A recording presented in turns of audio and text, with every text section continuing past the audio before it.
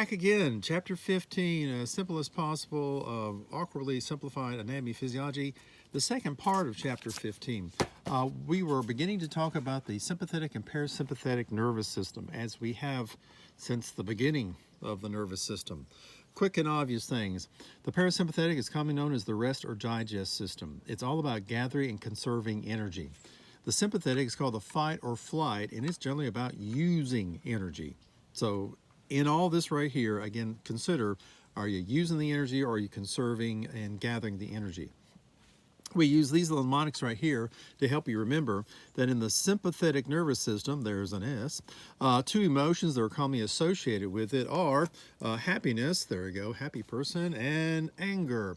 And so very often people have the same autonomic responses to those very different emotions right there.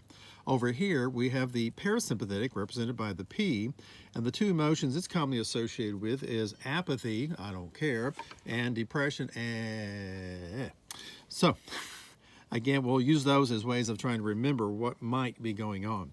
Right off the bat, let's look at the pupils of the eyes. The pupils of the eyes tend to be relatively narrow or small under parasympathetic innervation, but wide under sympathetic. Under sympathetic, they're so wide that your eyes are in essence dilated, and for some folks, it makes everything kind of fuzzy. So sometimes you're so happy or you're so mad, you can't see straight. There's a fuzziness to it all. Moving on down here. As far as secretions are concerned, under sympathetic nervous system, you tend to sweat a lot. It activates sweat. As if you're in the fight or flight mode, you might need to get rid of some heat. Under the parasympathetic, you tend to increase lacrimal secretions, nasal secretions, salivary secretions, even digestive secretions. All of this basically saying, well, you're shutting your eyes, getting ready for bed, or you're getting ready to eat something like right here. Some other things walking down the list right here, your immune system tends to be suppressed under parasympathetic, enhanced under sympathetic. Glycogenesis and lipogenesis, that is storing away carbohydrate energy, storing away fat energy, is increased under parasympathetic innervation. And glycogenolysis and lipolysis, that is the breakdown of stored glycogen, releasing carbohydrates like glucose, and the breakdown of fat, releasing those components, that is accelerated under the sympathetic. Again, it makes sense. Here it's using energy, fight or flight, so you're making that energy available. Over here, you're conserving that energy for another time. Some other things that are happening right there. Looking at your heart rate tends to go down under parasympathetic, up under sympathetic. Respiratory rate goes down under parasympathetic, goes up under sympathetic. Digestive system tends to be enhanced under parasympathetic and suppressed under sympathetic.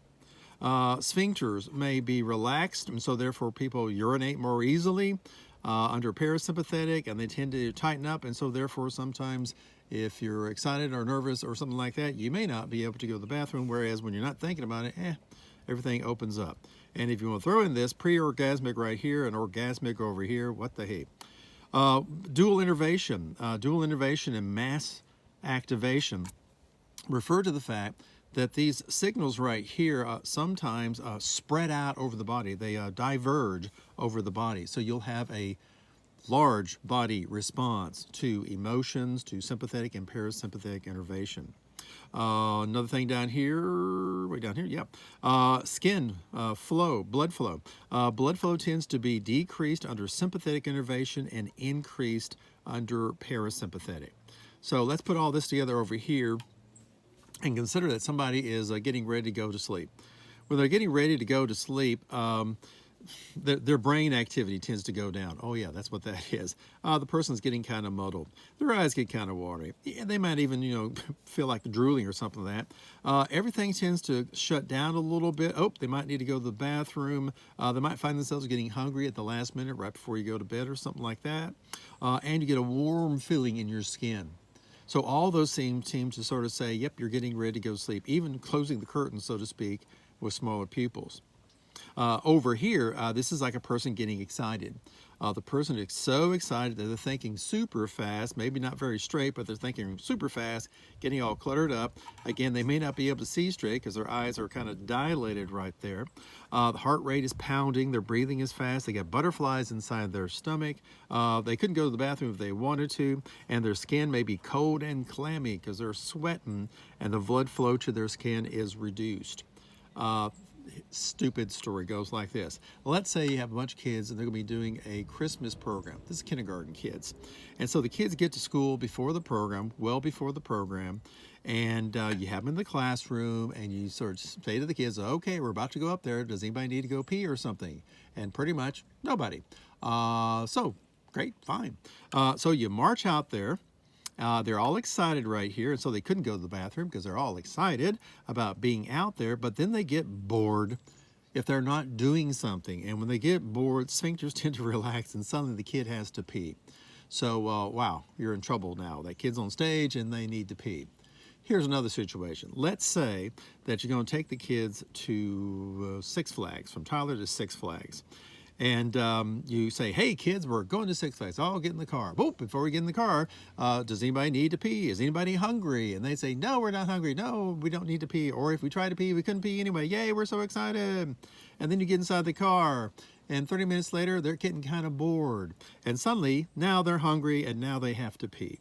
So there's a lot to be said about the psychology of, how do you work with kids? And one of them is, perhaps you would want to get the kids something to eat and get them to go to the bathroom, then tell them that you're going to Six Flags, okay.